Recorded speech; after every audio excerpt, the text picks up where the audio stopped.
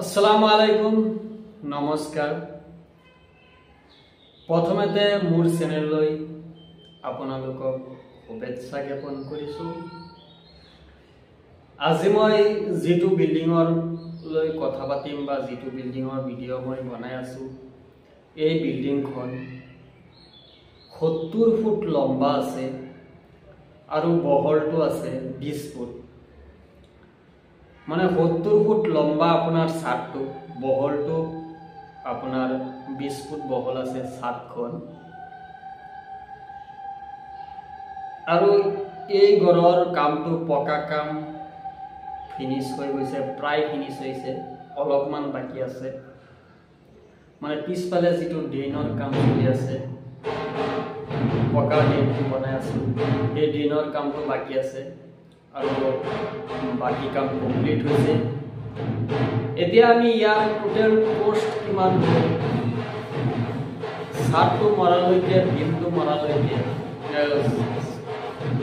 পিনটো মাৰি পেলাই প্ৰথম ছাদটো মৰালৈকে কিমান টকা খৰচা হ'ল আৰু আপোনাৰ ওয়াল ফিনিশিং লৈকে কিমান টকা খৰচা হ'ল এই বিষয়ে আমি আপোনালোকৰ লগত আজি আলোচনা কৰিম।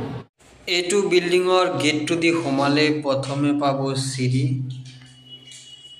এইটো প্ৰথমটো হ'ল আপোনাৰ সিঁড়ি ৰুম। সিঁড়ি ৰুমৰ তলত আপোনাৰ গাড়ী চাৰি থব পাৰিব। সিঁড়িটো বহলটো বৰ্তমান 3.5 ফুট আছে। কৰিডৰটো আছে আপোনাৰ 4 ফুট। এইটো প্ৰথমটো ৰুম। এইটো আৰু এটা ৰুম। এই দুটা ৰুমৰ এইটো কিচেন আৰু এইটো লেট্ৰিন বাথৰুম। এইবিলাক সব বাৰাত চলিব ঘৰ।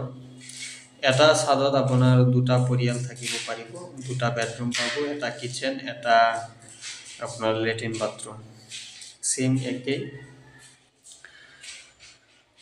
এইখিনি কাম আমাৰ বাকি আছে। এই ওয়ালখিনি প্লাষ্টাৰ কৰিলে আমাৰ কাম এইটো ঘৰৰ কাম শেষ হৈ যাব, পকা কাম শেষ হ'ব। এইটোৰ বহলটো আছে 15 ফিট আৰু লম্বাটো আছে 62 ফিট। এতিয়া যদি এনেকুৱা 1400 স্কয়াৰ ফুট ছাদখন মাৰিবলৈ যায় তেতিয়াহ'লে আপোনালোকৰ খৰচ কিমান হ'ব এই বিষয়ে কম। যদি আপোনালোকে সিম্পলত বনাবলৈ যায় আৰু কম বাজেটত বনাবলৈ যায় তেতিয়াহ'লে 12 পৰা 13 লাখ টকাত আপোনালোকে 1400 স্কয়াৰ ফুটৰ ছাদখন আপোনালোকে পকা কাম ফিনিশিং কৰিব পাৰিব।